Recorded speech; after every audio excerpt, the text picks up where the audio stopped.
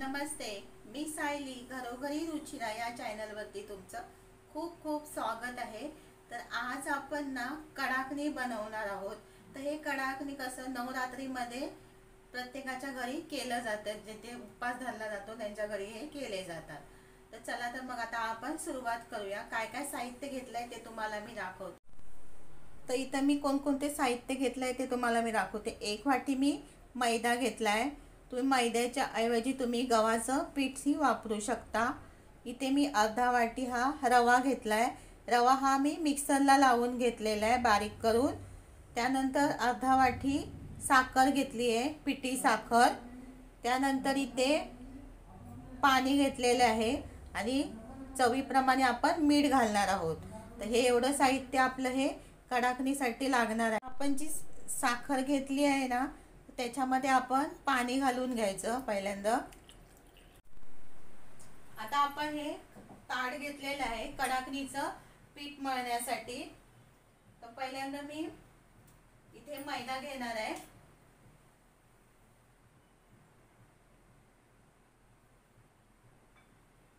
आणि जे आपण साखरेचं पाणी बनवलंय ना ते त्याच्यामध्ये आपण वापरणार आहोत. लागलंच तर आपण दुसरं पाणी घेऊ शकतो. मैदा मी इथे हा घेतलेला आहे. त्याच्यामध्ये आपण चवीप्रमाणे मीठ घालायचं आहे. इथे मी साखर घालणार आहे तरी सुद्धा आपण त्याच्यामध्ये मीठ घालायचं, कारण मीठ घातल्याने थोडी टेस्ट चांगली येते. आणि त्यानंतर इथे आपण घालणार आहोत हा रवा.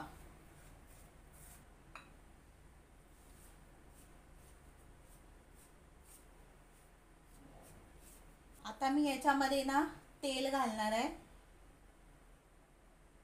तुम्ही याच्यामध्ये गरम तेल पण घालू शकता आणि थंड तेल पण घालू शकतो आपण. तर तेल आपण असं चोळून घ्यायचं.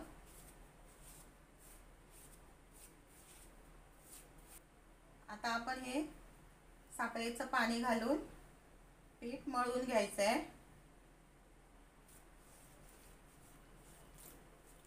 तुम्हाला मी सांगितलंच आहे की पाण्याऐवजी तुम्ही दूध सुद्धा वापरू शकता.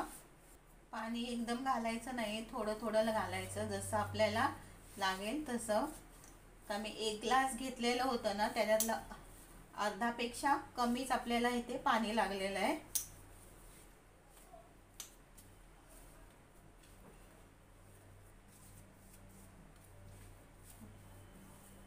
आणि गव्हाचे आणि गुळाचं पण हे कडाकण्या बनवले जातात. साखरच घातली पाहिजे असं काही नाहीये. इथे आपला हा गोळा तयार झालेला आहे. कडाकणी तळण्यासाठी मी इथे कढई ठेवली आणि कढईमध्ये आपण ना तेल घालून घ्यायचं आहे. आणि तेल चांगलं ना गरम करून घ्यायचं आणि त्यानंतरच आपण तळायला घ्यायच्यात कडाकणे.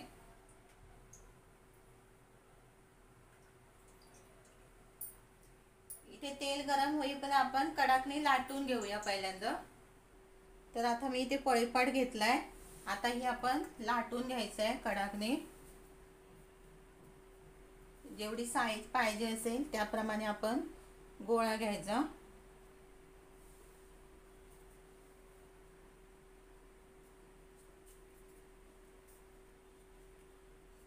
आणि हे असं लाटून घ्यायचं.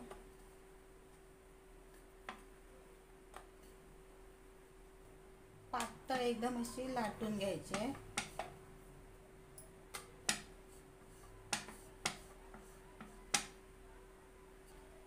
इथे आपलं हे लाटून झालेलं आहे.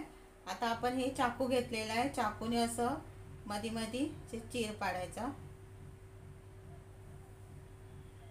हे बघा इथे मी अशी चीर पाडून घेतलाय. आता मी एका साईडला तेल गरम करत ठेवलेलं आहे, तिथे आपण तळून घ्यायचं आहे.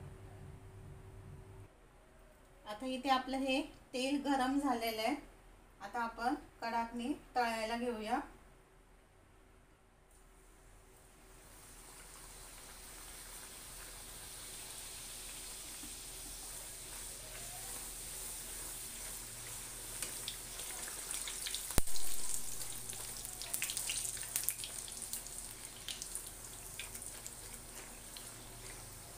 दोन्ही साईडने छान अशी तळून घ्यायचे.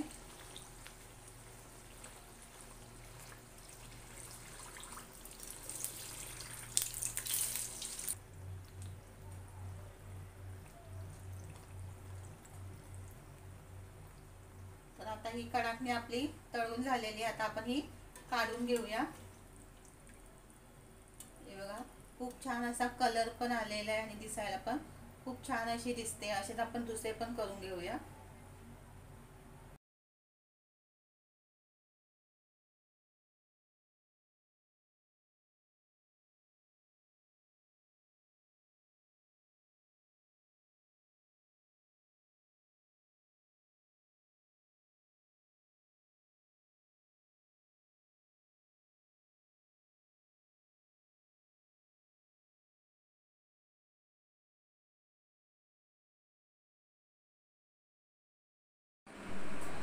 तर आता आपले हे कडाकणे तयार झाले आहे.